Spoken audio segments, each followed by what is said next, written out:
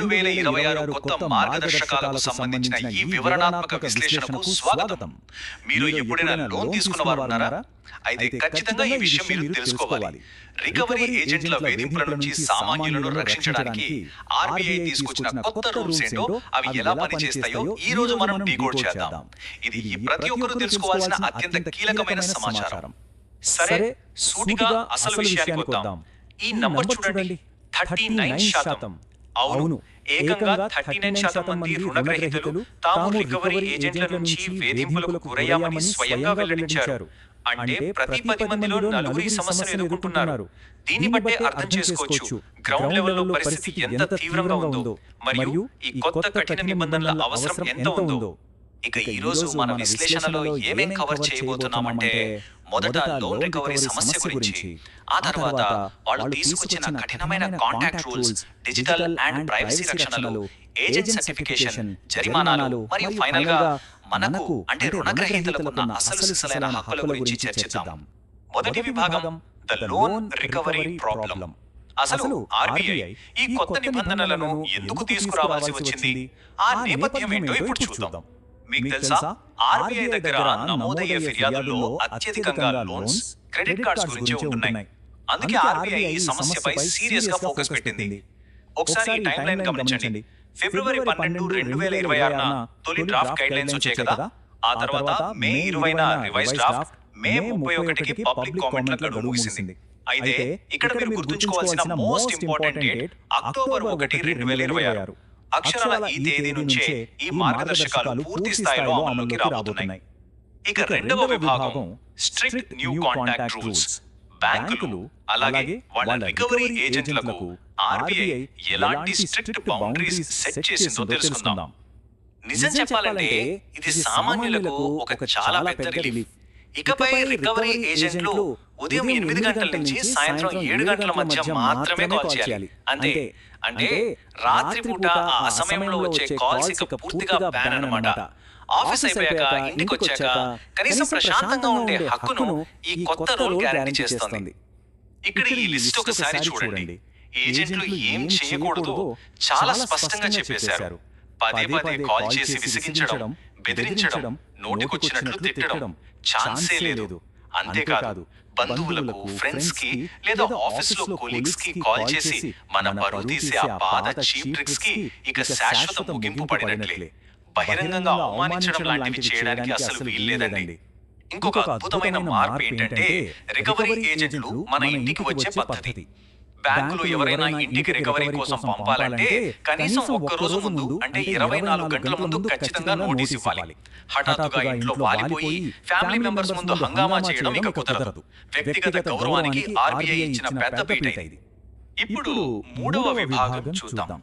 అదే డిజిటల్ మరియు privacy protections. మారుతున్న టెక్నాలజీకి తగ్గట్టుగా ఎలాంటి కొత్త సెక్యూరిటీ ఫీచర్స్ తీసుకొచ్చారో చూద్దామా? ఇక్కడ ఒక అద్భుతమైన కాంట్రాస్ట్ మీకు చూపిస్తాను. మొబైల్ ఫోన్ బ్లాకింగ్ గురించి ఒక క్లారిటీ వచ్చింది. ఒకవేళ మీరు పర్సనల్, కార్ లేదా హోమ్ లోన్ కట్టలేకపోయారనుకోండి, దానికి మీ మొబైల్ ఫోన్ బ్లాక్ చేయడం గానీ, డిజేబుల్ చేయడం గానీ ఏ బ్యాంకు చేయకూడదు. మీ ఫోన్ మామూలుగానే పనిచేస్తుంది. కానీ ఒకవేళ మీరు తీసుకున్న లోన్ ఆ మొబైల్ కొనడానికి అయితే గనక, అప్పుడు మాత్రమే వాడు ఫోన్ లోని కొన్ని ఫంక్షన్స్ ను రెస్ట్రిక్ట్ చేయొచ్చు. లాజిక్ బాగుంది కదా. ఇక టెక్నికల్ ప్రోటోకాల్స్ విషయానికి వస్తే ఆర్బీఐ చాలా స్ట్రిక్ట్ అయిపోయింది. ఏజెంట్ కాల్ చేసినా లేదా రిసీవ్ చేసుకున్నా ఆ నంబర్, టైం స్టాంప్ ఆటోమేటిక్ గా లాగ్ అయిపోవాలి. ఇక్కడ మరో ఇంట్రెస్టింగ్ పాయింట్ ఏంటంటే, ఆ కాల్ కన్వర్సేషన్ మొత్తం తప్పనిసరిగా రికార్డ్ చేయాలి. దీనివల్ల ఇరు పక్షాల మధ్య పూర్తి పారదర్శకత ఉంటుంది. ఎవరు అబద్ధం ఆడడానికి వీలుండదు. ఇక నాలుగవ విభాగం, ఏజెంట్ సర్టిఫికేషన్ మరియు జరిమానాలు. అసలు ఈ డెట్ రికవరీ ఇండస్ట్రీని ప్రొఫెషనలైజ్ చేయడానికి తీసుకొచ్చిన సిస్టమిక్ చేంజెస్ ఇవి. అసలు ఎవరంటే వాళ్ళు దౌర్జన్యంగా వచ్చి రికవరీ ఏజెంట్లుగా దబాయించడానికి ఇక కుదరదు. ఎందుకంటే వాళ్లకు సర్టిఫికేషన్ తప్పనిసరి చేసేశారు. ప్రతి రికవరీ ఏజెంట్ తప్పనిసరిగా Indian institute of banking and finance అంటే IIBF నుంచి ఫార్మల్ ట్రైనింగ్ తీసుకోవాలి. అంతేకాదు, బ్యాంకులు వాళ్ళ బ్యాక్గ్రౌండ్ వెరిఫికేషన్ కూడా ఖచ్చితంగా చేయాలి. ప్రాపర్ ట్రైనింగ్ లేని వాళ్ళు ఈ ఫీల్డ్ లో ఉండడానికి ఇక వీల్లేదు. సరే, ఇవన్నీ రూల్స్. ఒకవేళ ఈ రూల్స్ బ్రేక్ చేస్తే ఏజెంట్ తప్పు చేస్తే బ్యాంక్ ఏమంటుంది, అది వాడి తప్పు, మాకేం సంబంధం అంటుంది కదా. కానీ ఇప్పుడు ఆర్బీఐ ఆ ఛాన్స్ ఇవ్వట్లేదు. రూల్స్ ఉల్లంఘిస్తే ఫైన్ నేరుగా బ్యాంకులకే పడుతుంది. పైగా నష్టపోయిన రుణగ్రహీతకు నేరుగా పరిహారం చెల్లించాల్సి ఉంటుంది. ఇక రికవరీ ఆపరేషన్స్ అవుట్సోర్సింగ్ పైన కూడా కఠిన యాక్షన్లు ఉంటాయి.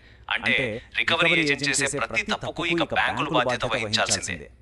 ఇక 5వ మరియు ఫైనల్ సెక్షన్ కు వచ్చేసాం, ద బారోవర్స్ రైట్స్, అంటే మీ హక్కులు. ఇందాకదాకా మనం మాట్లాడుకున్న ఈ రూల్స్ అన్ని కలిపి ఒక పవర్ఫుల్ గైడ్ గా ఎలా మారుతున్నాయో ఇక్కడ చూద్దాం. ఈ గ్రిడ్ ని ఒకసారి గమనించండి. ఇది సామాన్యులకు ఒక శక్తివంతమైన బిల్ ఆఫ్ రైట్స్ అని చెప్పొచ్చు. సమయ హక్కు అంటే ఉదయం 8 నుండి సాయంత్రం 7 వరకే కాల్స్. నోటీస్ హక్కు అంటే వాళ్ళు ఇంటికి వచ్చే ఒక రోజు ముందే మనకు తెలియజేయాలి. ప్రైవసీ హక్కు ద్వారా మన బంధువులను వేధించడానికి వీల్లేదు. అలాగే కాల్ రికార్డ్ అయ్యే హక్కు, మన రీపేమెంట్ ప్లాన్ గురించి గౌరవపదంగా మాట్లాడుకునే చర్చ హక్కు. ఇవన్నీ పవర్ ని తిరిగి సామాన్యుల చేతుల్లో పెడుతున్నాయి. ఇక్కడ మీరు గుర్తుపెట్టుకోవాల్సిన ఒక బ్రహ్మాస్త్రం లాంటి పాయింట్ ఉంది.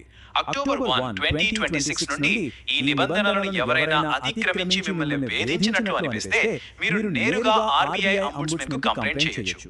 కేవలం రూల్స్ పెట్టడమే కాదు, వాటిని ఎవరైనా బ్రేక్ చేస్తే కఠినమైన యాక్షన్ తీసుకునే డైరెక్ట్ రూట్ ని ఆర్బీఐ మనకు అందిస్తుంది. ఇది నిజంగా ఒక గేమ్ చేంజర్. ఇక ముగింపుగా మీకు ఒక ప్రశ్న వదిలిస్తున్నాను, ఆలోచించండి.